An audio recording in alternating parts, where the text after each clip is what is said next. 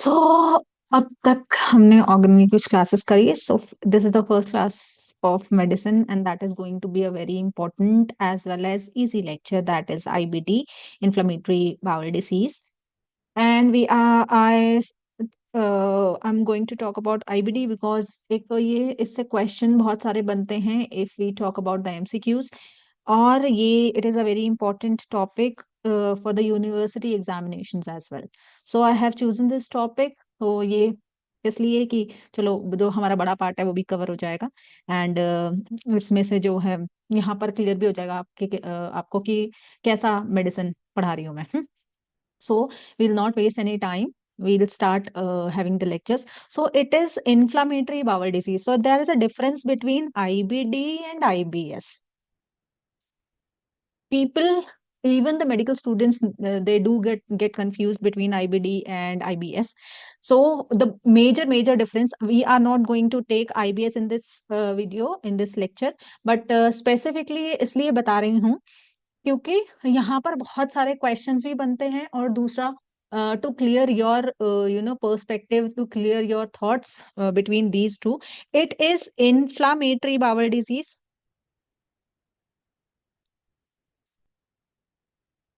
ठीक है, that we called is IBS. It is irritable bowel syndrome. तो ये मेजर डिफरेंस क्या है इसमें कि it is only and only at the functional level. There is no pathology, there is no change of anatomy, there is nothing pathological in this situation. And here, if we talk about IBD, it is totally a pathological condition. ठीक है, जिसमें ulcerations होते हैं, जिसमें stricture formation होती है, जिसमें fistula formation होती है. But if we talk about IBS, it is totally functional. We do not know the cause of IBS as of now, लेकिन अभी जितना भी रिसर्च हुआ है उसमें ये पता चला है कि it is gut brain axis deteriorate होता है, या फिर इसका डिसफंक्शनिंग हो सकता है. ये देखा गया है कि whenever you are getting stressed और you are going through some tension और any kind of stress in your life, तो IBS होने के और एग्रवेट होने के चांसेस ज्यादा रहते हैं. That is the reason nowadays IBS is being treated by psychiatrist, not by gastroenterologist. ठीक है, सो ये तो हुई IBS की बात. अच्छा, एक और मैं स्टार्टिंग में ही बता देती हूँ कि देर is a difference between the to. क्योंकि जब भी पेशेंट आता है IBD और IBS का, अगर IBD में भी क्या बोलते हैं इनिशियल लेवल्स पे पेशेंट आपके पास आ रहा है और IBS में भी इनिशियल लेवल्स पे पेशेंट आ रहा है, तो there is a test that is faecal calprotectin level, जो इन दोनों में डिफरेंशिएट करने के काम आता है. यानी कि अगर कोई भी और आपको मेजर टेस्ट नहीं करवाना है, कोई ब्लड टेस्ट नहीं करवाना या कोई एंडोस्कोपी वगैरह नहीं करवानी, पेशेंट पहली पहली बार आपके पास आ रहा है और आप कंफ्यूज हो कि उसको IBD हो सकता है, IBS हो सकता है, you can go for simple the stool examination. और इसमें देयर इज अ एंजाइम और प्रोटीन वी कैन से, ये हमारा IBD में मिलता है, नॉट इन IBS. सो अगर कभी भी कंफ्यूजन हो, you want to clear the confusion between the two, तो you can go for this test. और ये इसका MCQ भी बनता है कि फीकल कैलप्रोटेक्टिन लेवल IBD में पॉजिटिव होता है या IBS में पॉजिटिव होता है. So it is positive in IBD. ठीक है, ओके. सो हमने IBS तो देख लिया, it is a functional disorder of the intestines, और you can say the gut. There is a disorder between the gut and the brain axis, जहां पर stress की वजह से आपके गट पे इफेक्ट पड़ता है. तो IBS होता है. It is an irritable bowel syndrome. Irritability of bowel, या तो उसकी जो बाउल की जो पेरिस्टैटिक मूवमेंट होती है वो बहुत ज्यादा हो जाती है, जिसकी वजह से डायरिया होता है, या फिर पेरिस्टैटिक मूवमेंट कम होती है जिसकी वजह से कॉन्स्टिपेशन होता है. ऑल्टरनेट डायरिया एंड कॉन्स्टिपेशन भी हो सकता है. सो ये तो हमने समझ लिया. Then what is IBD? It is inflammatory. The definition, the word itself, inflammatory, is going to tell you everything about the disease. It is the inflammation. So first, it is an chronic inflammatory disease, क्योंकि एक दिन में IBD नहीं होने वाला. ठीक है, it is of days of duration. तो it is a chronic inflammatory diseases, क्योंकि दो आएंगे इसके अंदर, ऑफ बाउल, इसमें स्मॉल इंटेस्टाइन, लार्ज इंटेस्टाइन दोनों ही आ जाता है, and it is immune mediated. So I'll tell you what is the difference between immune mediated and autoimmune. IBD is not an autoimmune disorder. It is not because of your autoimmunity hitting your cells out. It is the immune mediated response. मतलब थोड़ा trigger किसी वजह से हो सकता है। Auto immune disorders में क्या होता है, योर आपकी बॉडी डिटेक्ट कर रही है कि कोई जो सेल्स हैं आपकी बॉडी के, वो it is not the part of your body, ठीक है, उसको ऐसा लग रहा है कि ये कोई फॉरेन पार्टिकल है, कोई फॉरेन सेल है, या कोई फॉरेन बॉडी है, जिसको डिटेक्ट करके वो उसको डिस्ट्रॉय करने की कोशिश करता है। अपने ही बॉडी के सेल्स अपने ही इम्यून सिस्टम की वजह से डिस्ट्रॉय होने लग जाते हैं। But it is N immune mediated response, मतलब कि कोई ट्रिगर है इसके पीछे, देयर इज अ ट्रिगर जिसकी वजह से ये डिसीज हो रही है, ठीक है। तो अभी तक इसका भी कोई ऐसा पता नहीं चला कि किस वजह से होता है, but there is some hypothesis behind it.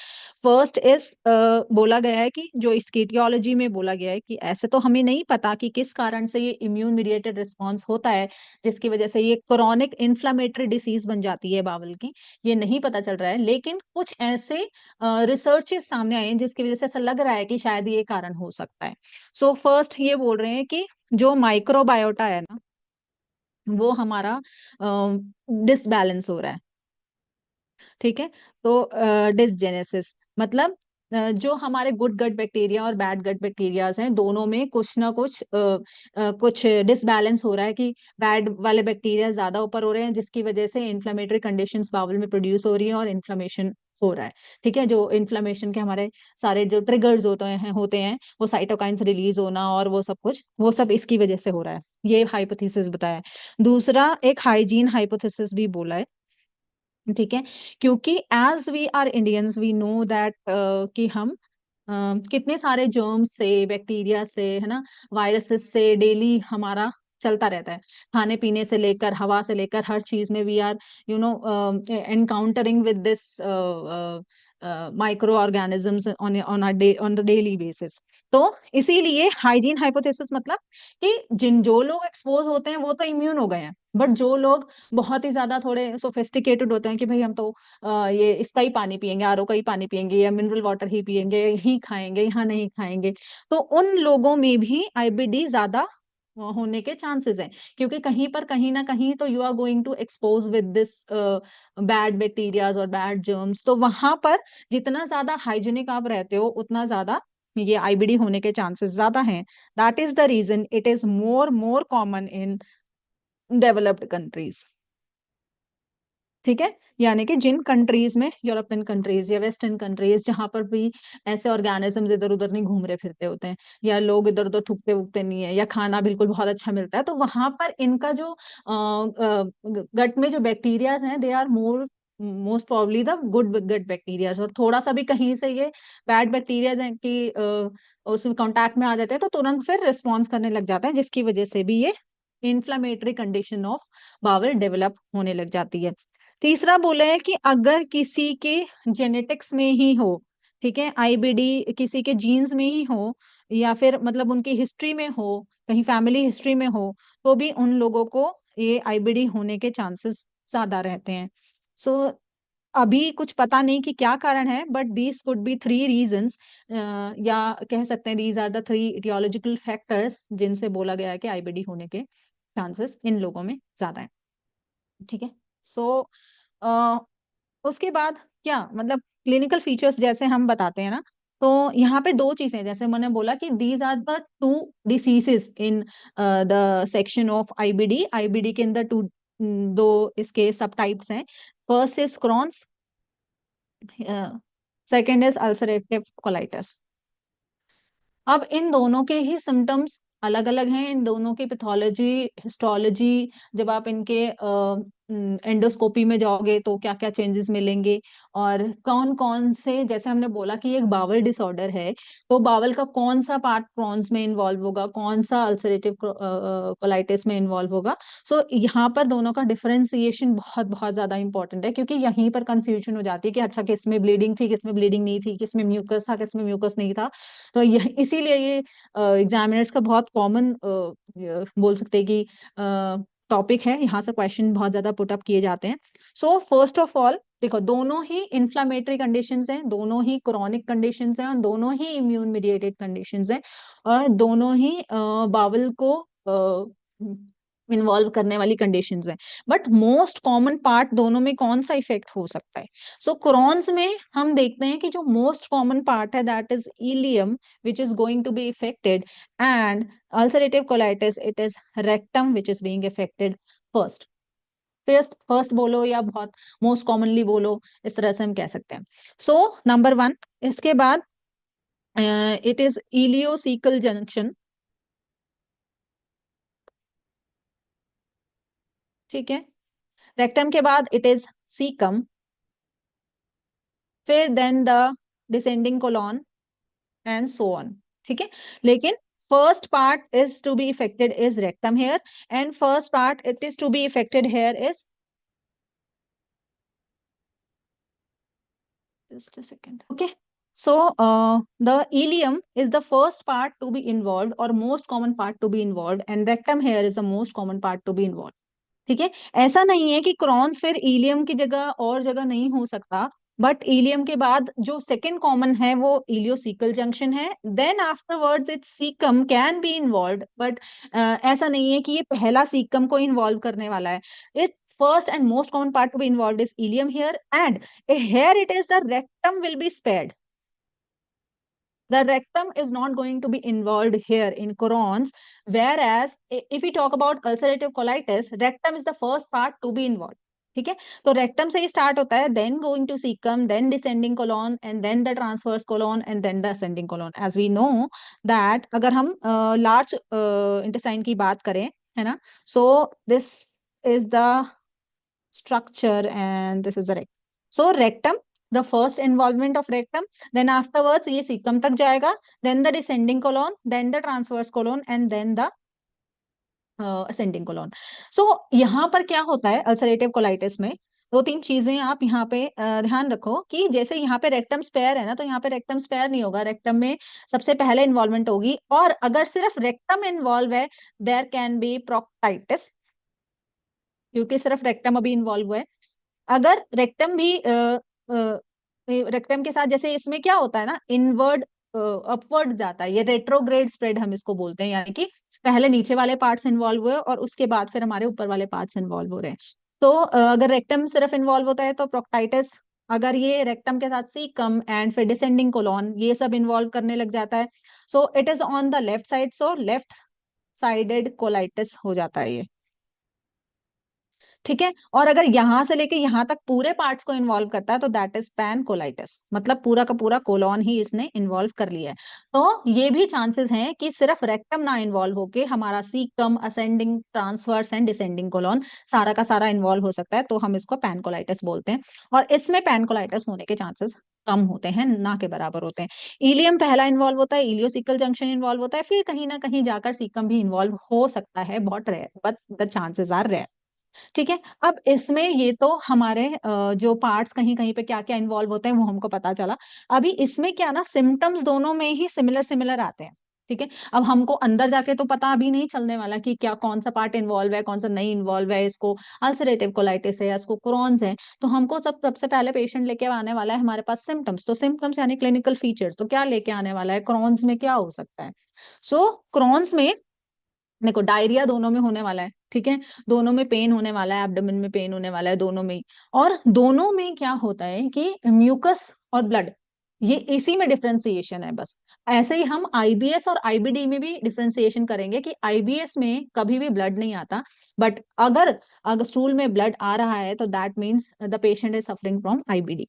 अच्छा, इसमें क्या होता है, अगर हम क्रॉन्स की बात करें, ठीक है, तो मोस्ट प्रोबेबली पेन तो दोनों में ही होने वाला है, इसमें भी पेन होने वाला है, इसमें भी पेन होने वाला है, लेकिन कॉमनली जो आपका अल्सरेटिव कोलाइटिस का पेन है ना, वो लेफ्ट लोअर क्वाड्रेंट में ज्यादा होगा, और इसका राइट लोअर क्वाड्रेंट और हाइपोगैस्ट्रियम में ज्यादा होगा। ठीक है, ये पेन के रीजंस हैं। दूसरा, इसका जो डायरिया होने वाला है ना, डायरिया जो होगा इसका, ये बिलियस डायरिया होगा। ठीक है, और इसमें जो होगा ये होगा ब्लडी डायरिया। दोनों में डायरिया होगा, बट डायरिया के जो टाइप्स हैं वो अलग अलग रहेंगे। इसमें बिलियस डायरिया होने वाला है, इसमें ब्लडी डायरिया होने वाला है। अच्छा, अब ये बिलियस डायरिया और ब्लडी डायरिया क्यों अलग अलग क्यों है, ऐसा क्यों है?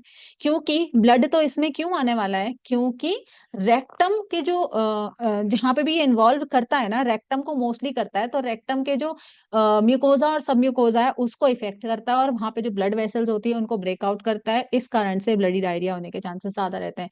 प्रोक्टाइटिस कहीं पे भी किसी भी रीजन की वजह से होगा, वहां पे ब्लडी डायरिया होगा। अच्छा, बिलियस डायरिया क्यों होने वाला है यहाँ पे? क्योंकि यहाँ पे जो है ना, ये this is if we talk about like this stomach, and यहाँ से हमारा जोजनम, ड्यूडनम, जोजनम, इलियम है ना। तो यहाँ कहीं पे जो है ना, इसमें मैं यहाँ पे अगर बोलूं कि यहाँ से हमारा इलियम स्टार्ट हो रहा है, क्योंकि ये नीचे चला गया है थोड़ा, तो यहाँ पर बाइल जो है, बाइल सॉल्ट आता है, हमारा जो बाइल जूस आता है वो यहाँ पर आता है, और सारा का सारा फिर हमारा जो फूड पार्टिकल्स है, जो स्पेशली जो हमारे प्रोटीन्स और फैट्स हैं, वो अब्जॉर्ब होते हैं। तो यहाँ पर क्या, अब इसका जो अल्सरेशन हो गई है, जो ट्रांसम्यूरल अल्सरेशन होती है, वो हम बाद में बात करेंगे।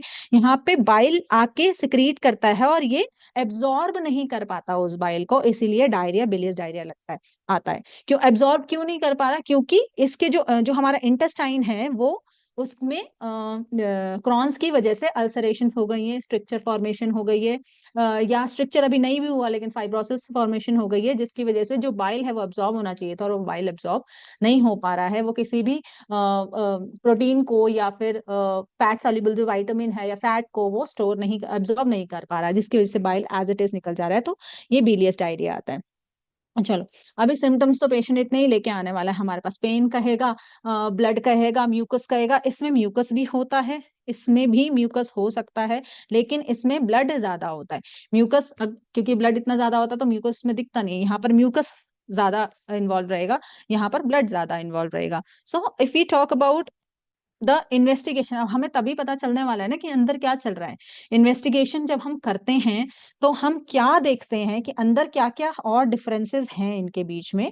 तो क्रॉन्स में अगर हम देखें और अल्सरेटिव कोलाइटिस में देखें, तो क्रॉन्स में क्या है, जो इसके अल्सरेशंस होते हैं, they are more deeper than the ulcerative colitis. Ulcers दोनों में ही होने वाले हैं, ये भी कॉमन चीज है, क्योंकि इन्फ्लामेशन है। इन्फ्लामेशन के बाद कहीं ना कहीं जब तक इन्फ्लामेशन क्या बोलते हैं, सॉर्ट आउट नहीं हो पाएगा, ठीक नहीं होगा, उसको हील नहीं होगा, तो बार बार इन्फ्लेमेशन होने की वजह से फिर अल्सर्स डेवलप होते हैं। तो अल्सर्स तो दोनों में ही डेवलप होने वाले हैं, लेकिन इसमें कैसे, इसमें ट्रांस म्यूरल अल्सर्स होते हैं, और इसमें थोड़े सुपरफिशियल अल्सर्स होते हैं।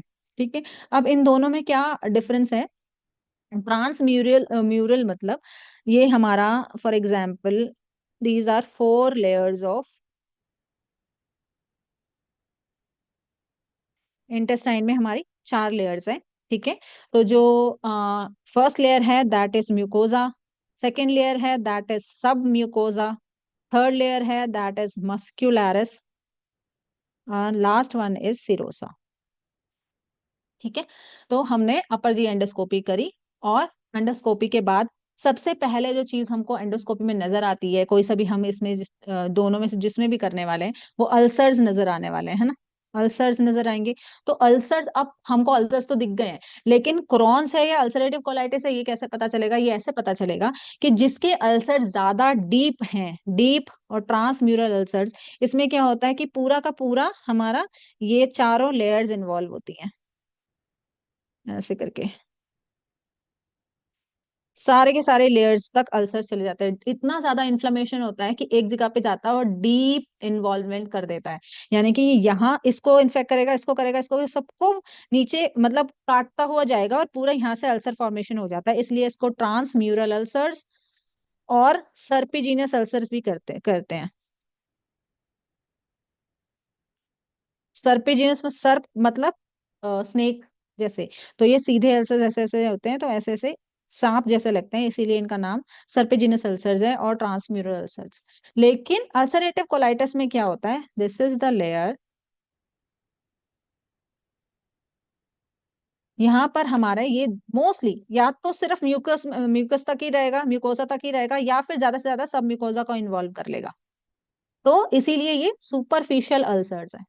ज्यादा डीप लेयर तक मतलब ये सिरोसा से तक तो ये अल्सर जाएंगे ही नहीं। ठीक है। तो here it is the superficial ulcer. जैसे ही हमने एंडोस्कोपी करी, हमको वैसे देखने से नहीं पता चलने वाला, जब हम एंडोस्कोपी करेंगे तब हम देखेंगे कि दोनों में अल्सर्स तो दिख रहे हैं, पर जिसमें डीप अल्सर्स की, एक पेशेंट है हमारे पास जिसमें हमें डीप अल्सर्स दिख रहे हैं, दैट मीन्स वो क्रॉन्स का पेशेंट है। दूसरा पेशेंट है हमारे पास जिसमें हमें सुपरफिशियल अल्सर्स दिख रहे हैं, दैट मीन्स वो पेशेंट अल्सरेटिव कोलाइटिस का है। अच्छा, अब दो तीन चीजें इसमें और हैं। अब जैसे ही ये अल्सर जो है वो डीप जाता जाएगा, तो यहाँ पर क्या एक पिक्यूलियर चीज है जो बहुत कॉमनली इसमें से क्वेश्चन भी पूछा जाता है कि स्किप लीजन्स कौन सी इन्फ्लेमेटरी बाउल डिसीज में होता है। तो यहाँ पर स्किप लीजन्स मिलते हैं। अब स्किप लीजन्स क्या है, जैसे ही हमने देखा कि अल्सर्स बने हुए हैं, हमारा जो इंटेस्टाइन है, जो इलियम है, उसमें अल्सर्स हमने देखे एंडोस्कोपी से, तो यहाँ देखते हैं कि अल्सर्स बने हुए हैं, लेकिन हमको ये दिखाई दे रहा है कि अल्सर यहाँ है, फिर यहाँ ठीक है, फिर यहाँ फिर से अल्सर है, फिर ये वाला पोर्शन ठीक है, यहाँ फिर से अल्सर्स है। मतलब ये वाले पोर्शन क्लीन है, एकदम क्लियर नॉर्मल है, हमारा म्यूकोजा नॉर्मल है, सब म्यूकोजा नॉर्मल है, यहाँ पर मस्कुलरिस लेयर भी नॉर्मल है और सिरोसा भी नॉर्मल है। लेकिन फिर उसके बाद थोड़ी देर आगे जाके देख रहे हैं तो यहाँ पे फिर से अल्सर मिल रहा है, फिर से अल्सर मिल रहा है। तो यहाँ पे ये जो लीजन्स हैं ये बिल्कुल ठीक है, लेकिन ये अल्सरेटिव लीजन्स है, तो स्किप्ड लीजन्स है, स्किप लीजन्स बोलते हैं इसे। ठीक है। लेकिन यहाँ पर क्या होता है, यहाँ पर अगर ये वाला पार्ट इन्वॉल्व है ना, तो ये पूरा का पूरा यहाँ से लेके यहाँ तक पूरी लेंथ आपके कोलोन की इन्वॉल्व रहेगी। ठीक है। So here it is continuous ulcers. ठीक है। यहाँ पे स्किप लीजन्स मिलते हैं, यहाँ पे हमको कॉन्टिन्यूस अल्सर्स मिलते हैं। अब इसमें दो चीज आप याद रखो कि यहाँ पर जो हमारे अल्सर्स हैं, these ulcers are deep, these ulcers are superficial. Superficial है तो वो ज्यादा एरिया को कवर कर रहे हैं, और डीप है ना तो वो छोड़ छोड़ के कवर कर रहे हैं, यानी स्किप लीजन्स इसमें बनवा बना के हमको लेके आ रहे हैं, हमें मिल रहा है, स्किप लीजन मिल रहे हैं, यहाँ पे कॉन्टिन्यूस अल्सर्स मिल रहे हैं। ठीक है। सो ये भी एक डिफरेंस है, यहाँ से क्वेश्चन भी आता है, ये हम बोल सकते हैं कि ये हमारा जो अपर जीआई एंडोस्कोपी है तब हमको पता चलेगा। तो पैथोलॉजी है ये इसकी पैथोलॉजी में आएगा। ठीक है। क्लिनिकल सिम्टम्स तो हम देख के बता सकते हैं जब क्लिनिक पे पेशेंट आएगा, बट कुछ चीजें जो हम देख के नहीं बता सकते उसके लिए फिर हमको इन्वेस्टिगेशंस में जाना पड़ेगा। ठीक है। तो ये हुआ हमारा। अब जितनी ज्यादा डीप अल्सरेशन है, जैसे कि हम देख रहे हैं कि इसमें अल्सरेशन हमारा कितना डीप है, तो जितना ज्यादा डीप अल्सर जाएंगे उतना ज्यादा यहाँ पर क्या होने के चांसेस हैं, स्ट्रक्चर फॉर्मेशन होने के चांसेस ज्यादा है, क्योंकि अल्सर जितना ज्यादा डीप होता जाएगा उतना ज्यादा हीलिंग जब उसकी होगी ना, when the ulcers are going to heal, अगर सही टाइम पे उसको मेडिसिन मिल गया, ट्रीटमेंट मिल गई, या फिर उसके इम्यून सिस्टम ने ही सोचा चलो भाई इसको थोड़ा सा रिलीफ दे देते हैं, या उसने खाने पीने में थोड़ा सा चेंज करा दे ये सब चीजें, तो ये जो अल्सर्स हैं वो हील होने लग जाएंगे, और जैसे ही हील होने लगेंगे ना, यहाँ पे स्ट्रक्चर फॉर्मेशन होने लग जाएगी। डीप है इसीलिए स्ट्रक्चर फॉर्मेशन होने लग जाएगी, और स्ट्रक्चर ज्यादा फॉर्मेशन, फाइब्रोसिस होने लग जाएगा, फाइब्रोसिस के बाद स्ट्रक्चर फॉर्मेशन होने लग जाएगी। तो है the formation of fibrosis and structure. तो स्ट्रक्चर फॉर्मेशन, तो इसकी बावल जो है ना छोटी होने लग जाती है। जैसे यहाँ पे अल्सर हो रहा है, तो इसको जब हील करेंगे तो ये कॉन्ट्रैक्ट हो जाएगा हमारा, फिर ये वाला पोर्शन नेक्स्ट वाला जो है ये भी कॉन्ट्रैक्ट हो जाएगा, तो बावल है ना वो थोड़ी छोटी होने लग जाती है। इसमें भी क्या होता है, होएगा कि फाइबरस फॉर्मेशन, फाइबर्स तो जरूर फॉर्म होने वाले हैं, क्यों, लेकिन स्ट्रक्चर फॉर्मेशन इसमें बहुत रेयरली देखने को मिलती है क्योंकि डीप नहीं है हमारे अल्सर्स। तो fibrosis and structure formation in Crohn's, क्योंकि ये ज्यादा डीप अल्सर्स हैं, ज्यादा लेयर्स को इन्वॉल्व कर रहे हैं, इसीलिए यहाँ पर फिस्टुला और स्ट्रक्चर फॉर्मेशन होती है। अच्छा, अब अगर हमने देखा कि पेशेंट तो ट्रीटमेंट भी नहीं ले पा रहा है, या नहीं ले रहा है, या किसी वजह से उसको ट्रीटमेंट असर नहीं कर रहा है, ये सब चीजें हो रही हैं, और उसके जो अल्सर्स हैं, these ulcers they are not healing. ठीक है। These ulcers are not healing, तो ये चलते जा रहे हैं, चलते जा रहे हैं, यहाँ तक डीप डीप और डीप होते जा रहे हैं, डीप होते जा रहे हैं। तो क्या होगा, जैसे जैसे अल्सर्स डीप होते जाएंगे तो एक ओपनिंग क्रिएट कर देंगे, that we called is fistula. तो एक तो इसमें क्रैक्स बन जाएंगे, एक इसमें फिस्टुला। तो फिशर एंड फिस्टुला दोनों ही इसमें बन जाते हैं। अब ये जैसे मान लो ये एक हमारी इंटेस्टाइन ये वाली है, इलियम है, फिर यहाँ से नीचे निकलती है, क्योंकि इंटेस्टाइन तो हमारी ऐसी ही होती है, यहाँ से ये निकलती जा रही है। यहाँ पे अगर अल्सर बना हुआ है, यहाँ पे अल्सर बनने वाला है, तो ये इसको भी जाके इन्वॉल्व करने, इस वाली लेयर को, इस वाले इंटेस्टाइन के पार्ट को भी इन्वॉल्व करने वाला है। तो ये दो तीन टाइप के इसमें जो फिस्टुला है वो फॉर्मेशन होने लग जाती है। इसमें ये इलियम है, तो इलियो के साथ ileum, ileo ileal junction, ileo ileal fistula बन सकता है। ठीक है, इलियो वेसाइकल फिस्टुला बन सकता है। इसके पीछे हमारा क्या बोलते हैं, ब्लैडर है, तो ब्लैडर के साथ फिस्टुला फॉर्मेशन कर लिया, डीप जाता जा रहा है, जाता जा रहा है, तो खुद तो इन एरोड हो ही रहा है, बाकी जो हमारे और स्ट्रक्चर्स हैं उसको भी खराब कर रहा है। तो इलियो वेसाइकल फिस्टुला बन सकते हैं इसमें, यूटरस के साथ हो सकता है, और जगह हो सकता है, और इतना ज्यादा हो जाएगा कि इलियो क्यूटियोनिस फिस्टुला भी बन जाता है इसमें। यानी कि इतना ज्यादा डीप कि स्किन तक पहुंच गया है, वो डीप अल्सर होते होते होते होते होते होते होते। तो पेरी एनल फिस्टुला से बहुत ज्यादा कॉमन होते हैं, मतलब ये एनल वाला जो रीजन है हमारा, ठीक है, यहाँ तक इसके फिस्टुला फॉर्मेशन होने लग जाती है। या फिर स्टमक, जो एब्डोमेन जो हमारा दिखता है, हमारा एब्डोमिनल वॉल है, उसको भी पार करके ये फिस्टुला फॉर्मेशन हो सकती है, अगर ये बहुत लंबे समय तक इसको ट्रीटमेंट नहीं मिली तो। क्योंकि इसके जो हमारे अल्सर्स हैं वो उतने ज्यादा डीप नहीं है, इसीलिए यहाँ पर फिस्टुला और फिशर फिशर की फॉर्मेशन इतनी ज्यादा नहीं होती है। ठीक है, तो यहाँ पर फाइब्रोसिस स्ट्रक्चर बनते हैं। यहाँ पे फाइब्रोसिस में और may not be possible, plus minus है, लेकिन कोई फिस्टुला नहीं बनेगा क्योंकि डीप अल्सर्स नहीं है, कोई फिशर नहीं बनने वाला क्योंकि डीप अल्सर्स नहीं है। ठीक है, ओके, सो ये हो गया। उसके बाद मेलिग्नेंसी के चांसेस भी आपको लगेगा डीप वाले में ज्यादा होंगे ना, क्योंकि ये क्रॉन्स है, ये तो डीप डीप अल्सर्स करता है, तो यहाँ पर मेलिग्नेंसी के चांसेस ज्यादा रहेंगे। बट इसमें ऑपोजिट है, मेलिग्नेंसी के चांसेस इसमें ज्यादा रहते हैं रैदर देन इसमें। ठीक है, इसमें मेलिग्नेंसी के उसके चांसेस ज्यादा नहीं रहते, क्योंकि और मोस्ट कॉमनली ये जो होता है ना यंग इंडिविजुअल्स में ज्यादा देखा गया है। तो या तो यंग या फिर बहुत ज्यादा एकदम बुढ़े, तो दो इसमें डायड्यूरल वेरिएशंस होती हैं, या तो थर्ड और फोर्थ डिकेड में देखने को मिलेगा, या फिर सेवेंथ और एट्थ डिकेड में देखने को मिलेगा। और अल्सरेटिव कोलाइटिस अगर प्रोक्टाइटिस है, हमारा रेक्टम इन्वॉल्व हो रखा है, रेक्टम की इन्फ्लेमेशन हो गई है, और सेवेंथ एट्थ डिकेड में, यानी कि पेशेंट 70 से 90 साल के बीच में है, इस डिकेड में हुआ है, तो बहुत ही ज्यादा चांसेस है कि वो कोलोरेक्टल कैंसर जो है वो उसमें कन्वर्ट होने के चांसेस बहुत ज्यादा है। अच्छा, जैसे ही हम अब इसमें देखते हैं ना, ये स्किप लीजन्स लगे, तो ये कैसे, जब हम पैथोलॉजी उससे एंडोस्कोपी से देख रहे हैं, तो हम देख रहे हैं कि यहाँ पर है ना कुछ ऐसे बने हुए हैं, जैसे ये थोड़ा सा उठा हुआ है ना, ऐसे बने हुए हैं ऐसे, यहाँ पे लीजन है, यहाँ पे लीजन है, ऐसे बने हुए हैं। तो ये दिखता है हमको, that we called is cobblestone appearance. हमको लगता है जैसे पत्थर पड़े होते हैं ना छोटे छोटे, आप समुद्र किनारे या नदी किनारे जाओ, वहां पे छोटे छोटे पेबल्स पड़े होते हैं, उसी तरह के कॉबल स्टोन अपीयरेंस हमें यहाँ पे दिखाई देता है। क्योंकि जहां पर भी अल्सर फॉर्मेशन होती है, थोड़ा सा उठा हुआ लीजन हमको नजर आता है। जबकि इसमें, क्योंकि अभी जैसे हमारे इंटेस्टाइन्स है, तो इंटेस्टाइन में ना विलाइज बहुत सारे होते हैं, जिसकी वजह से हमारा एब्जॉर्प्शन होता है डिफरेंट डिफरेंट चीजों का। तो यहाँ पर विलायस के बीच में ये क्या होता है, इस तरीके से होते हैं।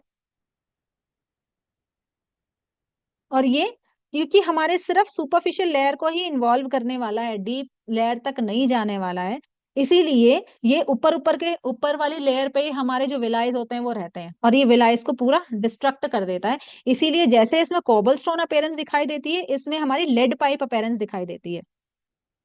क्योंकि जैसे ये इंटेस्टाइन ऐसे ऐसे ऐसे ऐसे ऐसे होती है ना, तो ये ऐसे ऐसे हो रही है विलाइस की वजह से, या हॉस्ट्रेशन जिनको हम बोलते हैं, ये हॉस्ट्रेशन है, ये लॉस हो जाते हैं, ये सीधी हो जाती है एकदम, इंटेस्टाइन फ्लैट हो जाती है एकदम, क्योंकि दो जो ऊपर के लेयर्स है ना, वो हमारी दो ऊपर वाली लेयर्स हैं, मिकोजा एंड सब मिकोजा, उसमें उसको इन्वॉल्व किया हो रहा है, हुआ हुआ है, और वहीं पर हमारे जो विलाय होते हैं वो भी होते हैं, तो ये विलाय को डिस्ट्रॉय करके एकदम सीधा बन जाता है। इसीलिए ये हमें लेड पाइप अपेरेंस इसमें नजर आती है, तो लेड पाइप अपेरेंस। ठीक है, ये जो लेड पाइप अपेरेंस नजर आती है, ये हमें बेरियम एनीमा में नजर आती है। ठीक, एंड अगर हम बेरियम मील फॉलो थ्रू भी करवाते हैं तो यहाँ पर जो स्ट्रक्चर फॉर्मेशन, मैंने बोला ना कि क्रॉन्स में स्ट्रक्चर की फॉर्मेशन होती है, फिशर फाइब्रोसिस फॉर्मेशन होती है, तो ये जो स्ट्रक्चर फॉर्मेशन होती है ये बेरियम, अब अल्सरेटिव कोलाइटिस नीचे के कोलोन का ज्यादा है तो हम इसमें कोलोनोस्कोपी ज्यादा करते हैं, और बेरियम अनीमा ज्यादा देते हैं, उससे ही हमको पता चलेगा, क्योंकि नीचे वाले ये लोअर जीआई में इन्फ्लेमेशन ज्यादा है। लेकिन अगर हम क्रॉन्स की बात करें तो ये अपर जीआई इन्फ्लेमेशन है, क्योंकि इलियम और जो इलियोसिकल जंक्शन है वहां तक इसकी इन्वॉल्वमेंट होती है। तो इसमें बेरियम मील फॉलो थ्रू कराते हैं, मतलब ऊपर से डालेंगे, बेरियम ऊपर से पिलाएंगे। और जो अल्सरेटिव कोलाइटिस है उसमें एनीमा के थ्रू बेरियम डालेंगे। तो जब हम एनीमा के थ्रू बेरियम डालेंगे तो इसमें हमें लेड पाइप अपीयरेंस नजर आएगी जब हम एक्सरे निकालेंगे तो। पहले उसको बेरियम एनीमा के थ्रू डाला और फिर उसका एक्सरे निकाला। अब इसमें हम क्या करते हैं, बेरियम मील देते हैं और उसके बाद उसका एक्सरे निकालते हैं। तब हम देखते हैं कि ये जो स्ट्रक्चर्स हैं, जो ये फाइब्रोसिस हमको दिखाई दे रही है, वो हमें एक स्ट्रिंग की फॉर्म में दिखाई दे रही है, ऐसे। जहाँ पे स्ट्रक्चर फॉर्मेशन होगी वो ऐसा कुछ बना हुआ होएगा, फिर यहाँ से थोड़ा ठीक होएगा क्योंकि इसके प्लीजन्स है, फिर यहाँ पे दोबारा से पतला हो जाएगा, फिर यहाँ पे फिर से मोटा होएगा, ऐसे करके। तो ये बीच बीच में ना हमें स्ट्रिंग जैसा दिखाई देता है जब हम एक्सरे निकालते हैं, इसे कहते हैं स्ट्रिंग साइन ऑफ कंटोर।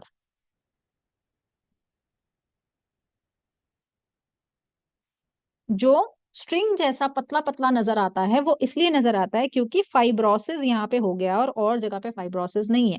थोड़े में हुआ, फिर थोड़े में ठीक हो गया, फिर थोड़े में दोबारा से हुआ, ये वाला पार्ट हमारा ठीक है, ये वाला पार्ट हमारा ठीक है, ये वाला पार्ट हमारा ठीक है। तो जब हम बेरियम मील इसको देते हैं तो हमें दिखाई देता है एक्सरे में कि ये थोड़े थोड़े पतले पतले से साइन, पतले पतला जो हमारा स्ट्रिंग जैसा नजर आ रहा है, जिसको हम स्ट्रिंग साइन ऑफ केंटोर कहते हैं। अब जैसे हम एक्लेजिया कार्डिया में देखते हैं, जब हम बेरियम मील फॉलो थ्रू कराते हैं एक्लेजिया कार्डिया में, तो दिस इज आर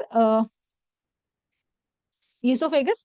ठीक है। अब ये एक मोटिलिटी डिसऑर्डर है कलेजिया कार्डिया। तो जब हम इसको बेरियम मील पिलाएंगे ना तो यहाँ पे भी हमको एक स्ट्रिंग जैसा नजर आता है, मतलब पतला हो जाता है नीचे ईसोफेगस जाके।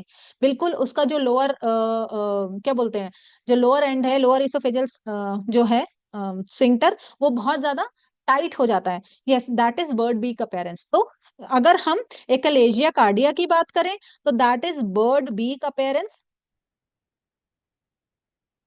ठीक है, वेरी मील फॉलो थ्रू के बाद। लेकिन अगर हम क्रॉन्स की बात करें तो this is the string sign of Kantor, जो हमें पतला पतला सा नजर आता है जब हम इसको बेरियम मील डालते हैं और उसके बाद एक्सरे खींचते हैं तो। और अगर अल्सरेटिव कोलाइटिस में उसको हम बेरियम मील फॉलो थ्रू नहीं दे सकते क्योंकि वो लोअर जीआई का प्रॉब्लम है, तो हम उसको बेरियम एनीमा देते हैं। हाँ, तब हमको नजर आता है कि जो हमारे हॉस्ट्रेशंस हैं, जो हमारा ये सिग्मोइड कोलोन है, जो हमारा descending colon, ascending colon, transverse colon, ये सब है, ये जो हॉस्ट्रेशन है ये खत्म हो चुकी है बिल्कुल। क्योंकि ऊपर ऊपर से अल्सरेशन हो के हील होके अगर फाइब्रोस हुआ है तो सिर्फ ऊपर वाला, क्योंकि एक नीचे नीचे वाली लेयर ही खत्म होने वाली है, तो ये बिल्कुल ऐसा स्ट्रेट हो जाता है।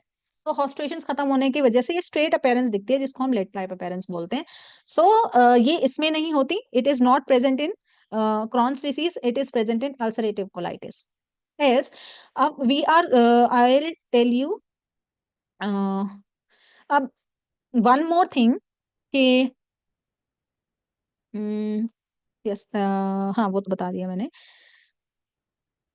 ठीक है, अभी हमने जो मेलिग्नेंसी की बात करी, इसमें मेलिग्नेंसी होने के चांसेस ज्यादा हैं, दैट इज कोलोरेक्टल कैंसर। इसमें मेलिग्नेंसी होने के चांसेस उतने ज्यादा नहीं हैं।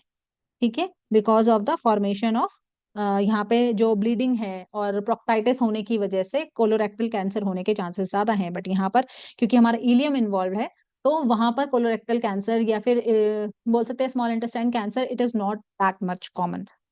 दूसरा, अब हमने सारी चीजें देख ली हैं, स्किप लीजन्स भी हमने देख लिया, तो मेन मेन हमारा क्या हो गया कि रेक्टम जो है वो स्पेयर होता है इन Crohn's disease, and rectum specially involve होता है इन अल्सरेटिव कोलाइटिस। अगर हम सिम्टम्स की बात करें तो पेन्स में क्या क्या डिफरेंस है, कहाँ कहाँ पे दिखाई देंगे, वो हमने बात कर ली। सिम्टम्स में ब्लडी डायरिया किस में होगा, म्यूकस डायरिया किस में होगा, और सिर्फ जो बिलियस डायरिया जिसको हम बोलते हैं वो किस में होगा, इसमें भी डिफरेंस हमें पता चल गया। हमारा लेड पाइप अपेरेंस किस में दिखेगा, हमारा स्ट्रिंग साइन ऑफ केंटोर किस में दिखेगा, हमारा कोबल स्टोन अपेरेंस किस में दिखेगा, और इसमें हमारी एक और चीज दिखती है, that is pseudo polyp. Why do we found pseudo polyp in this? अच्छा, आई टेल यू। कि जैसे उसमें कॉबल स्टोन हमको नजर आते थे ना, ऐसे ऐसे करके, ऐसे ऐसे करके, ऐसे ऐसे करके, स्किप लीजन्स की वजह से, इसमें स्यूडो पॉलिप, स्यूडो तो पहले ही बता दिया, that is not the true polyp, these are the false polyps, हमें लग रहे हैं पॉलिप जैसे। अब ये हमारा इंटेस्टाइन हुआ जैसे,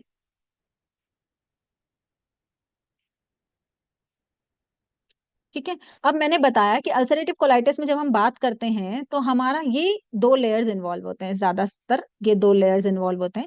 लेकिन इसमें भी क्या होता है ना, बीच बीच में से थोड़े से जो पार्ट, मतलब थोड़ा थोड़ा जो पार्ट रहता है ना, वो जैसे यहाँ पर क्या ये वाला जो पार्ट है ना, वो बच के निकल गया बाहर, ऐसे, तो ये बच के बाहर निकल जाता है।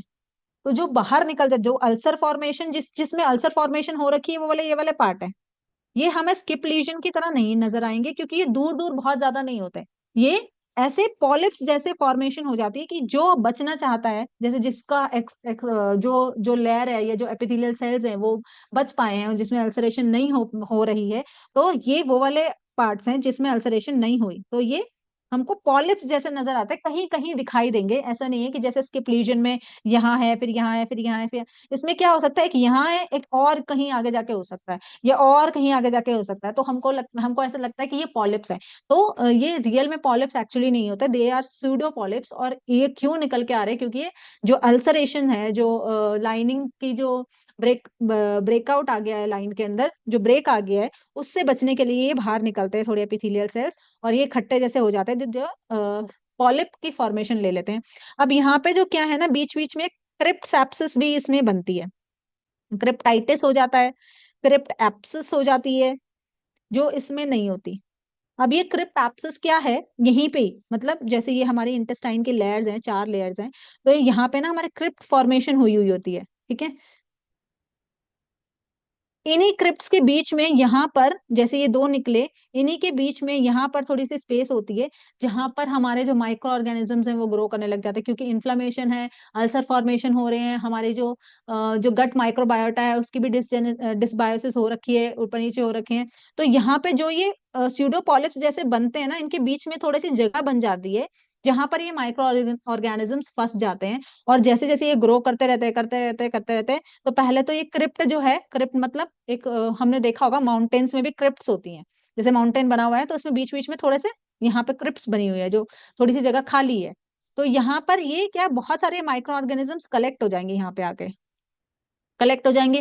पहले तो इसकी इन्फ्लेमेशन करेंगे, जिसको हम क्रिप्टाइटिस कहते हैं। फिर अगर वो इन्फ्लेमेशन एंटीबायोटिक से ठीक नहीं करी गई, तो फिर वो एप्सिस फॉर्मेशन कर देती है, जिसको हम क्रिप्ट एप्सिस बोलते हैं, जो इसमें कहीं पे भी नहीं होती, ये अल्सरेटिव कोलाइटिस में होती है, ठीक है। ये भी हमको जब अपर जी एंडोस्कोपी करते हैं तभी हमको पता चलता है। अच्छा, इन्वेस्टिगेशंस क्या क्या हो सकती हैं जिनसे हम इनको पता लगा सकते हैं, तो अपर जी एंडोस्कोपी तो हमको पता चल ही गया। अपर जी एंडोस्कोपी दोनों में ही करेंगे, दोनों में ही कोलोनोस्कोपी भी करेंगे, क्योंकि अभी हमको पता नहीं है कि पेशेंट को क्रॉन्स है या पेशेंट को अल्सरेटिव कोलाइटिस है। बट अगर क्रॉन्स निकलेगा तो वो अपर जी एंडोस्कोपी में ही उसको पता चल जाएगा कि हाँ यहाँ पर ऊपर की तरफ ही है। और अगर अपर जीआई में कुछ नहीं पता चला, पेशेंट को सिम्टम तो आ रहे हैं, तो हमको फिर कोलोनोस्कोपी भी करनी पड़ेगी, ठीक है। तो मोस्टली यहाँ पे कोलोनोस्कोपी से पता चलता है, यहाँ अपर जी एंडोस्कोपी से पता चलता है। अच्छा, क्योंकि ये एक इम्यून मीडिएटेड रिस्पॉन्स है, तो हमारी एंटीबॉडीज भी जनरेट होंगी। तो इसमें दो टाइप्स की एंटीबॉडीज होती हैं।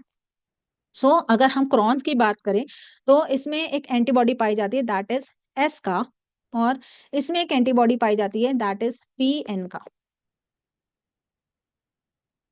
एंटी सार्कोमियर सर्विस से एंटीबॉडी। मुझे इसकी स्पेलिंग सच बताऊं तो बहुत अच्छे से याद नहीं होती, तो आप एक बार देख लेना। और पी एन का के बारे में तो हमने रिमेटोलॉजी में बहुत बार सुना हुआ है, तो ये that is this P N का, ठीक है। तो इसमें ये दो एंटीबॉडीज भी पाई जाती हैं, दोनों में अलग अलग हैं। इसमें से भी एमसीक्यू बनता है, इसमें से भी क्वेश्चन बनता है कि किसमें कौन सी एंटीबॉडी पाई जाती है। दूसरा, ये हमने बता दिया, ये हमारे गोल्ड स्टैंडर्ड्स हैं दोनों ही, इनसे हमें पता लगाया जा सकता है। और जैसे मैंने बोला था कि अल्सरेटिव कोलाइटिस या पूरा इसमें इन्फ्लेमेटरी बाउल डिजीज में फीकल कैल प्रोटेक्टिन लेवल्स भी पाए जाते हैं, जो हमारे आईबीएस में नहीं पाए जाते हैं।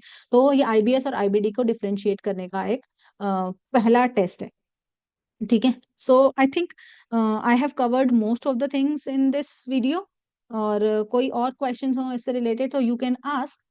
मैं जो नोट्स हैं वो पूरी तरह से जो बनाए हुए हैं या प्रिपेयर कर लिए हैं, उनको मैं फॉरवर्ड कर दूंगी। I think I have done enough for this video. If anybody is having any doubts, because it's a demo class, so I don't want to take it any further. It's almost 45 minutes. So किसी की और कोई questions हैं तो they can ask their question, they can write into the chat box.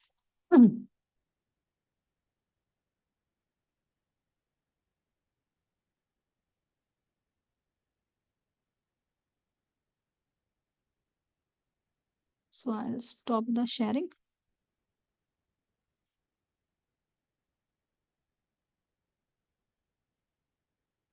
Golden horse pipe appearance किस में नजर आती है? तो that is golden horse pipe sign, lead pipe appearance, एक हॉर्स लेड अपेयरेंस करके, ये सब कुछ हमारा अल्सरेटिव कोलाइटिस में ही मिलता है।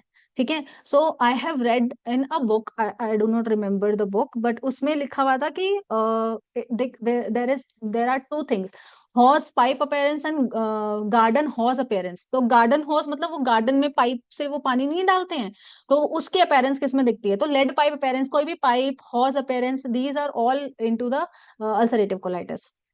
क्योंकि उसमें जो अल्सरेशन की वजह से है ना, उसकी जो पाइप जैसी स्ट्रक्चर बन जाती है, उसके जो सारे विलाइज हैं वो सारे डिस्ट्रक्ट होने लग जाते हैं। तो सुपरफिशियल अल्सरेशन होने की वजह से पूरा डिस्ट्रक्शन हो जाता है। अगर फाइब्रोसिस भी हुआ, जैसे डिस्ट्रक्शन हुआ, तब तो आपको अल्सर नजर आएंगे। लेकिन जब वो सुपरफिशियल अल्सर्स हील होंगे तो वो सुपरफिशियल अल्सर्स भी फाइब्रोसिस फॉर्म करेंगे, और वही फाइब्रोसिस जब हम बेरियम अनीमा करते हैं तो एकदम मतलब स्ट्रेट लाइन दिखाई देती है हमारी जो इंटेस्टाइन है। So you can go to Google और वहां पे एक बार लेट पाइप अपेरेंस और हॉर्स पाइप अपेरेंस पे देखना कि कैसा हमें बेरियम अनीमा में वो दिखाई देता है, तो वो आपको समझ में आ जाएगा।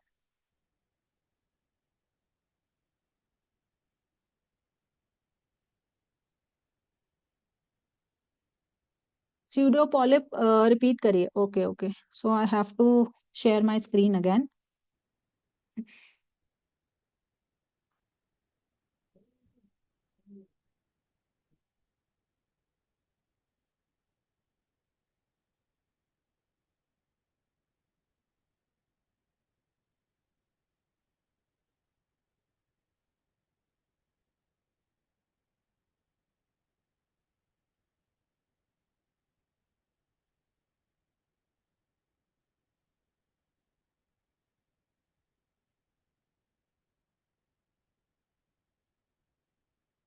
ठीक है, तो स्यूडो पॉलिप में क्या होता है? just a second ना। अभी ये हमारे इंटेस्टाइन है, ये हमारे 4 लेयर्स हैं। तो जो स्यूडो पॉलिप्स हैं वो अल्सरेटिव कोलाइटिस में दिखाई देते हैं। अब जैसे कि अल्सरेटिव कोलाइटिस में ये 2 लेयर्स, अपन का जो म्यूकोजा और सब म्यूकोजा दोनों ही इन्वॉल्व होने वाले हैं, लेकिन ऐसा होता है कि बीच बीच में से कुछ एपिथेलियल सेल्स जो है ना वो बच के बाहर निकल आते हैं, ऐसे करके, जिनमें अल्सरेशंस नहीं होते हैं, जो अल्सर से, जैसे अभी मैं थोड़ा सा होम्योपैथी पे जाती हूँ वापस। अब 10 लोग हैं, 10 लोगों को बहुत सारा इन्फेक्शन हो रहा है, फैल रहा है हर जगह, कोविड फैल रहा है, ये वो। उनमें से जो जिनकी ससेप्टेबिलिटी थोड़ी क्या बोलते हैं, अच्छी रहेगी, इनकी इम्यूनिटी थोड़ी अच्छी रहेगी, वो बच के बाहर निकल जाएंगे। ऐसे ही यहाँ पे कुछ सेल्स जिनकी इम्यूनिटी थोड़ी अच्छी है वो बच सकते हैं, वो बाहर निकल सकते हैं, तो वो ऐसे करके बाहर निकल जाते हैं। उनकी पूरी लेयर, जो ये एपिथेलियल सेल्स होते हैं, ये लेयर्स में बाहर निकल आते हैं, जो हमको पॉलिप जैसे नजर आते हैं, जिनको कहते हैं हम स्यूडो पॉलिप्स। ठीक है, सो ये अल्सरेटिव कोलाइटिस में ज्यादा नजर आते हैं। हमारे क्रॉन्स में तो स्किप लीजन्स ही होने वाले हैं। तो क्रॉन्स में जो लेयर इन्वॉल्व हो गई, मतलब ये 1 2 3 4 लेयर है, तो क्रॉन्स में जो लेयर इन्वॉल्व हो गई वो हो गई, वहां से बाहर अब कोई नहीं बच सकता, ये वाला पूरा डीप लेयर अल्सरेशन हो गई है, ट्रांसम्यूरल अल्सरेशन। तो यहाँ पे ये स्किप्ड लीजन्स है, पर यहाँ पे कुछ सेल्स होते हैं जो बाहर निकल के आ जाते हैं। सो एम आई क्लियर नाउ?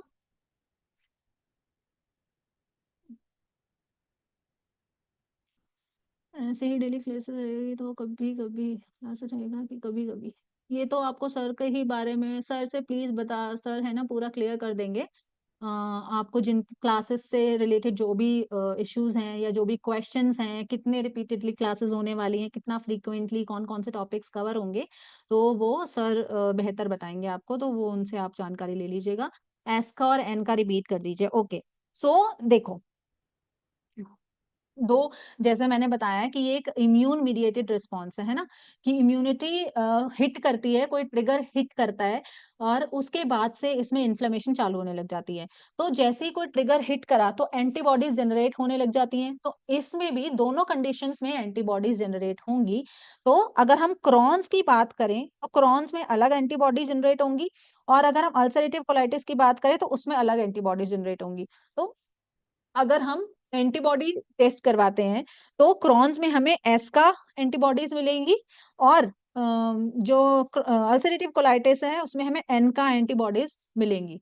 ठीक है, ये आई think this is anti neutrophilic, I don't not know the full form, I just forgot it.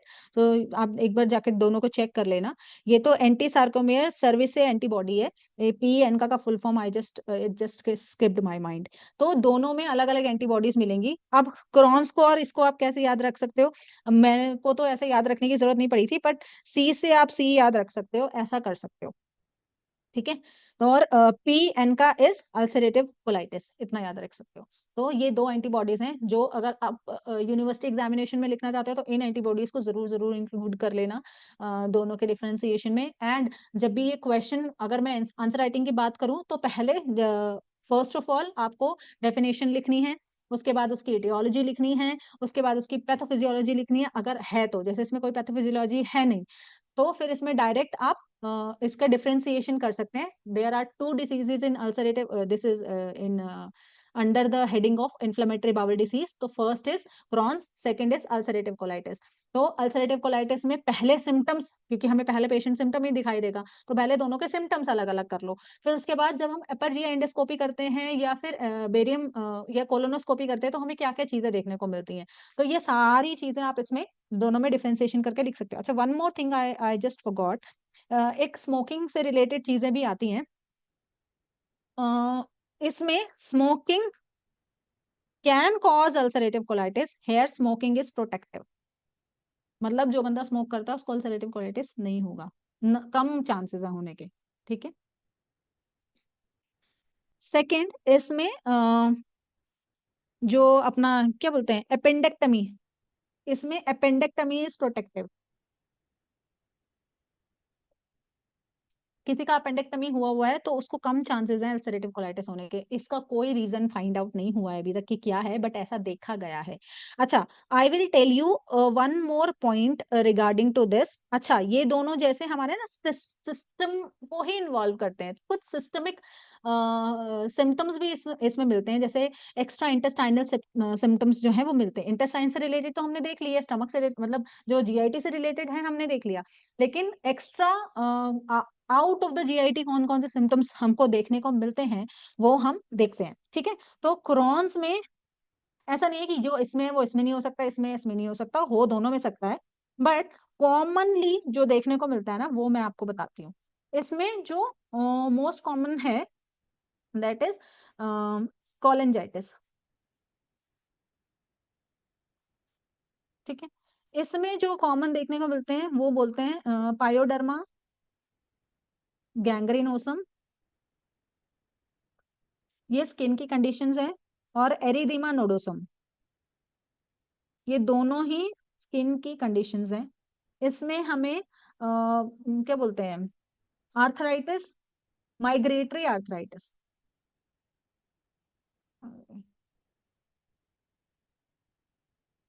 मतलब एक पहले एक जगह होगा, फिर दूसरी जगह होगा, फिर तीसरी जगह होगा, कभी इधर होता है कभी इधर होता है। माइग्रेटरी आर्थराइटिस, दोनों में ही आईज के सिम्टम्स भी ज्यादा मिलेंगे, दैट इज यूवीआइटिस, कंजंक्टिवाइटिस, ये दोनों में ही इराइटिस, ये दोनों में मिलते हैं। ठीक है, इसमें हमारे कोलेंजाइटिस ज्यादा देखने को मिलता है, और इसमें पायोडर्मा गैंग्रेनोसम ज्यादा देखने को मिलता है। अभी भी there is no reason behind it कि ऐसा क्यों होता है, बट केसेस में ऐसा देखा गया है कि इन अल्सरेटिव कोलाइटिस के केसेस में ये एक्स्ट्रा इंटेस्टाइनल मैनिफेस्टेशंस है, और क्रॉन्स डिजीज में ये एक्स्ट्रा इंटेस्टाइनल मैनिफेस्टेशंस है। तो ये पॉइंट आप और ऐड कर सकते हो।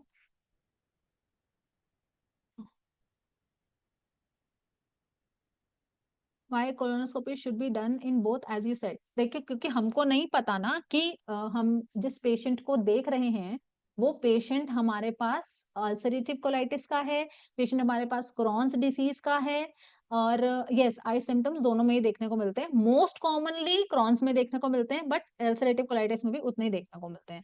तो हमको नहीं पता ना कि कौन सा हम किससे डील कर रहे हैं, अनटिल एंड अनलेस आपको सिर्फ पेशेंट फ्रैंक इसके साथ मिले कि ब्लड एंड स्टूल्स, ठीक है, ब्लडी स्टूल्स के साथ मिले, ब्लडी डायरिया के साथ मिले, डिसेंट्री जिसको हम बोलते हैं, उसके साथ मिल रहा है, तो आप तो फर्स्ट कोलोनोस्कोपी कराने वाले हो। लेकिन if your patient is telling you he is having pain in abdomen और diarrhoea, the blood in the diarrhoea on and off, कभी होता है कभी नहीं होता, कभी म्यूकस आता है कभी नहीं आता है, और पेन होता है, ठीक है, तो इस तरह के केसेस में आप दोनों ही चीजें कराओगे, और हो सकता है कि आपका जो अल्सरेटिव कोलाइटिस वो इतना ज्यादा सीवियर हो गया है कि वो पैन कोलाइटिस के साथ साथ फिर वो इलियाइटिस भी करने लग रहा हो, तो वहां पर भी हमको दोनों में कोलोनोस्कोपी और दोनों में अपर जी एंडोस्कोपी करनी पड़ती है। अब प्रॉन्स में क्योंकि अपर जी ज्यादा इन्वॉल्व होता है, पर मैंने बोला ना कि इलियोसिकल जंक्शन भी इन्वॉल्व हो सकता है, सीकम भी इन्वॉल्व हो सकता है, तो वहां पे तो कोलोनोस्कोपी करनी पड़ेगी, फिर वो अपर जी एंडोस्कोपी से नहीं दिखेगा।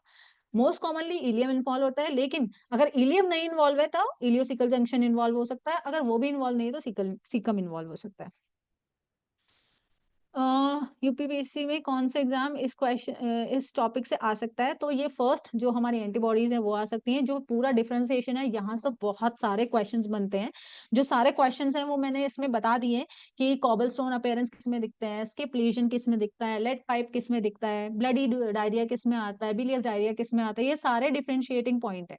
आपका क्या बोलते हैं, ये पायोडर्मा गैंग्रेनोसम किसका है, एरिथेमा नोडोसम किसका है, किसकी कॉम्प्लिकेशन है, किसका एक्स्ट्रा इंटेस्टाइनल मैनिफेस्टेशन है, ठीक है, कोलेंजाइटिस किसका है, तो दीज आर द थिंग्स। इसमें जॉन्डिस कोलेंजाइटिस हुआ तो जॉन्डिस भी देगा। अब कभी कभी क्या होता है कि आपको ये कोलेंजाइटिस नहीं देगा, वो कहेगा जॉन्डिस किस में होता है, तो कोलेंजाइटिस का सिम्टम ही जॉन्डिस होने वाला है, तो जॉन्डिस यहाँ पे आप मार्क करोगे, इसमें जॉन्डिस नहीं है। See, so these kind of question can be made in this from this topic. So मैंने मोस्टली इसमें कवर कर लिया है, लेकिन कुछ भी अगर रह जाएगा तो वो नोट्स के थ्रू आपको प्रोवाइड हो जाएगा, क्योंकि नोट्स में सारी चीजें मैंने ज्यादा से ज्यादा इंक्लूड करने की कोशिश करी है। So for the course information I think आपको जो ग्रुप है वहां पे ही पता चल जाएगा। वहां पे आप जो आपके हाँ, हमारे जो सर हैं वो लोग बता देंगे आपको कि कोर्स से रिलेटेड जो भी इंफॉर्मेशन है, क्या क्या टॉपिक्स रहेंगे, कैसे कैसे होगा। आई थिंक अगर सर हैं यहाँ पे तो सर अभी बता देंगे, और अगर नहीं है अभी सर तो आप वो जो ग्रुप आपने ज्वाइन किया होगा वहां पर एक बार मैसेज डालिएगा कि we need the course information, तो you will get all the information on the app, on the WhatsApp only. So sir अभी हैं क्या?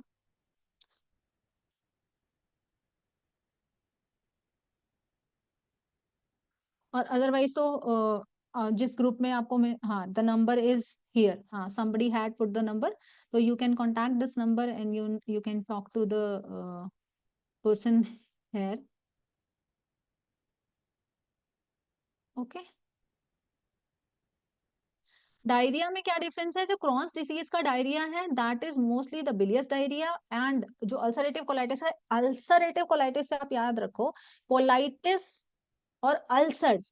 अब अल्सर जहाँ पे देखो, क्रॉन्स में भी अल्सर है, डीप अल्सर है, पर क्रॉन्स में हमको नाम से पता नहीं चल रहा कि इसमें अल्सर है, बट अल्सरेटिव कोलाइटिस नाम से ही पता चल रहा है कि अल्सर्स हो रहे हैं कहीं ना कहीं, और कोलाइटिस हो रहा है। कोलाइटिस है तो ब्लड कहाँ पे आएगा, हमारे स्टूल में आएगा, ठीक है। अब जहां पर हमारे अल्सर्स अपर जीआई में रहेंगे, जैसे ये इलियम से लेकर ऊपर की तरफ स्टमक में, इसोफेगस में, यहाँ पे अल्सर्स रहेंगे तो हेमाटोमेसिस ज्यादा होगा। बट कोलोन में अगर अल्सर्स रहेंगे तो वहां पर डायरिया ज्यादा होगा, ब्लडी डायरिया।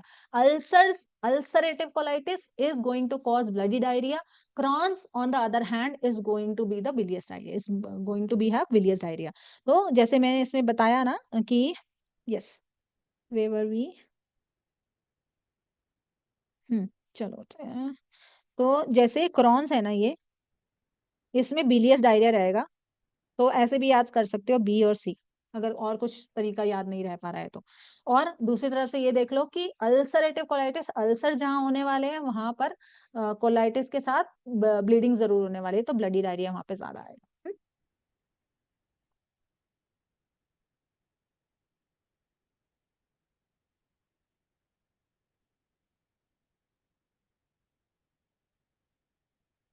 मेडिसिन और ऑर्गेनिन दोनों ही बहुत ज्यादा इंटरेस्टिंग होने वाले हैं, क्योंकि दोनों मैं लेने वाली हूँ।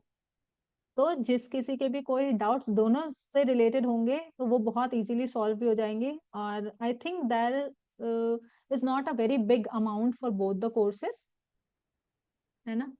तो अगर it's a great deal I think.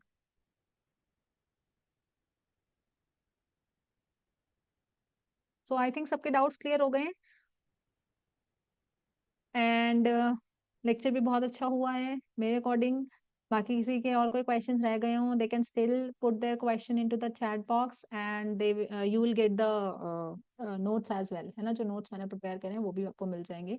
Organon भी मैं ही पढ़ाती हूँ, यस। ऑर्गेनन का तो हमारा काफ़ी कोर्स कवर हो भी गया है, एंड ये ऑर्गेनन हमारा चल रहा है। ये मेडिसिन हमारा आज से स्टार्ट हुआ है। तो अगर मेडिसिन में भी ऐसा ही रिस्पांस रहा जैसे ऑर्गेनिन का रिस्पांस था, मेरे ऑर्गेनिन की लाइव क्लासेस में बहुत अच्छी हुई, but I do not know कि लोगों ने ऑर्गेनिन के जो मास्टर क्लासेस हैं वो लिया क्यों नहीं है, कोर्स क्यों नहीं लिया। भैया ले लो, ऑर्गेनिन बहुत अच्छा होता है। ऑर्गेनिन बहुत इजी लैंग्वेज में और बहुत इजी नोट्स के साथ अवेलेबल भी है, तो आप दोनों ही कोर्सेज में आंख बंद करके एनरोल कर सकते हो, ठीक है। ऑर्गेनिक तो हमारा चल रहा है, यस यस। क्या अमाउंट है ma'am? The amount is around 2,000 to 3,000 के बीच में ही रहेगा, दोनों कोर्सेज का अलग अलग। So it is I think 2.5 for organon और 3 फॉर मेडिसिन, और वाइस वर्सा, ऐसा ही कुछ है। सो आई थिंक ये कुछ पर्टिकुलर 2-3 साल के लिए आपको रिकॉर्डिंग्स मिलने वाली हैं, ऐप से आप रिकॉर्डिंग्स भी ले सकते हो, नोट्स भी आपको मिल जाते हैं। तो it's a great deal, I don't think so कि इतने कम अमाउंट में भी और कुछ भी मिलने वाला है, क्योंकि एक सेमिनार भी हम लोग अटेंड करने जाते हैं, इट इज अराउंड 1,500 2,000, और मैंने तो 3500 4,000 के सेमिनार्स भी अटेंड करे हैं, तो one time seminar. So it is a very good deal. जिस किसी के भी कोई डाउट्स भी रहेंगे तो उससे रिलेटेड भी कोई डाउट्स रहेंगे तो हम बीच बीच में लाइव सेशंस भी करेंगे, रिकॉर्डेड सेशंस भी मिल जाएंगे। तो आई थिंक रिपोर्टरी का तो मुझे नहीं पता who is going to take the repertory and other you know like subjects कौन कौन ले रहे हैं, but I am taking these two, the organon and medicine. And organon तो मैं काफ़ी समय से ले रही हूँ, तो ऑर्गेनिन का तो मुझे बहुत मैं कह सकती हूँ कि आपको बहुत अच्छा एक्सपीरियंस रहेगा। मेडिसिन भी आज आप लाइव देखा ही होगा कि कैसा है, तो अगर आपको अच्छा लग रहा है, आपको लग रहा है कि इट्स वर्थ इट, तो you can take it. 2-2,500 it's a very small amount in nowadays, ठीक है। और साथ साथ में यहाँ पे एमसीक्यूज वगैरह के मैंने सोचा है कि एमसीक्यूज भी डिस्कस कर लेंगे हम। जैसे जैसे कोई कोई टॉपिक डिस्कस होएगा उसके साथ साथ हम एमसीक्यूज भी उसके डिस्कस करा करेंगे, ताकि हमारा रिवीजन एक हो जाए, और टेस्ट भी बीच बीच में एमसीक्यूज के लेते रहेंगे। तो इस तरह से हमने कुछ प्लान किया है, अब देखते हैं कहाँ तक एग्जीक्यूट हो सकता है। जितने ज़्यादा स्टूडेंट्स हमारे साथ इनरोल होते हैं उतना ज़्यादा अच्छा, जितना ज़्यादा अच्छा रिस्पॉन्स रहेगा उतना ज़्यादा हमें भी लगता है ना कि हाँ मेहनत करनी है और ज़्यादा। चलो जी, I think this is it for the day, thank you so much. And I think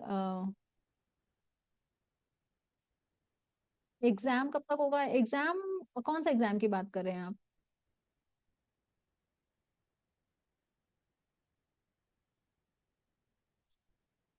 test series तो चलता ही रहता है कुछ ना कुछ, यूपीपीसीएससी है तो मेरे को अभी नहीं पता आई थिंक एग्जाम कब होने वाला है।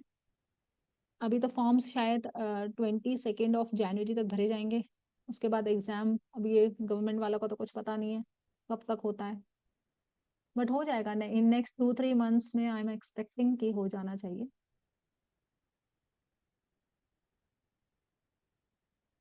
तो ज्यादा सोच के मत चलो कि बहुत ज्यादा समय है आपके पास, समय बहुत ज्यादा कम है। तो ऐसा, क्योंकि medicine is a vast thing ना, और सिर्फ मेडिसिन नहीं पढ़नी है, ऑर्गेनिन भी पढ़ना है, मटेरियल भी पढ़ना है, रिपोर्टरी भी पढ़ना है। तो एनरोल कर लो, टेस्ट सीरीज भी बहुत ज़्यादा चलती रहती है हमारी। तो test series different different subjects की चलती रहती हैं, तो उनको भी आप अलग अलग सब्जेक्ट वाइज है ये, कॉम्बो नहीं है। कॉम्बो, क्योंकि सभी सब्जेक्ट कोई जैसे छोटे सब्जेक्ट्स हैं वो स्टूडेंट्स को लगता है कि हम खुद पढ़ लेते हैं, छोटे सब्जेक्ट्स का नहीं लेने का वो होता है। तो जो जिसको पसंद है, अगर सिर्फ किसी को कुछ लोग हैं जो ऑर्गेनिन ही पढ़ना चाहते हैं, कुछ लोग हैं जो सिर्फ रिपोर्टरी ही पढ़ना चाहते हैं, कुछ लोग सिर्फ मटेरियल ही पढ़ना चाहते हैं, तो इसलिए हमने बनाए ऐसा है कि सबको अलग अलग वो अवेलेबल हो सके। किसी का ऑर्गेनिन स्ट्रॉन्ग है, उसको सिर्फ मटेरियल ही पढ़नी है, मेडिसिन ही पढ़नी है, प्रैक्टिस ऑफ मेडिसिन जिसको आप बोलते हो वही पढ़ना है, तो उसी का उन्होंने लिया है। Buy one get one offer नहीं है क्या? ऐसा तो कोई ऑफर नहीं है। I think this is the best deal you guys are getting. ठीक है। सो हमें नंबर जो किसी ने अभी प्रोवाइड किया उस नंबर पे आप कांटेक्ट करके बाकी इंफॉर्मेशन ले सकते हैं। Until then I would like to you know take the leave, and thank you so much all of you for the patient listening and asking your doubts. I hope I have cleared everything. Okay, the contact is this 761907450. Thank you. Good night all of you.